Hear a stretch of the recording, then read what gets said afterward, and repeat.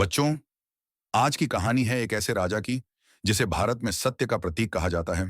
राजा हरिश्चंद्र। वो जो बोलते थे उसे किसी भी हाल में निभाते थे। एक दिन महर्षि विश्वामित्र ने उनकी परीक्षा ली और उनसे कहा, जो कुछ तुम्हारा है वह सब मुझे दान दो।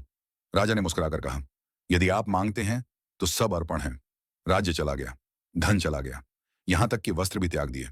साथ रहे केवल पत्नी तारामती और पुत्र रोहिताश्व। तीनों काशी पहुंचे, जहां राजा ने श्मशान भूमि में सेवा का कार्य स्वीकार किया। फिर एक दिन दुख का समय आया। राजा का पुत्र रोहिताश्व अकाल मृत्यु को प्राप्त हुआ। रानी आंसुओं में भीगी हुई पुत्र का शरीर लेकर श्मशान पहुंची और सामने खड़े थे स्वयं राजा हरिश्चंद्र। उनकी आंखों में पीड़ा थी, पर स्वर में धर्म था।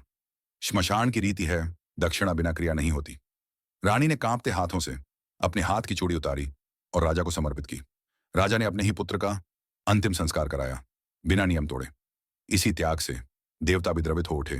स्वयं इंद्रदेव और विष्णु प्रकट हुए और बोले, हे हरिश्चंद्र, तुमने सत्य की रक्षा की है, धर्म की मर्यादा रखी है, अब तुम्हारा सब कुछ लौटाया जाता है।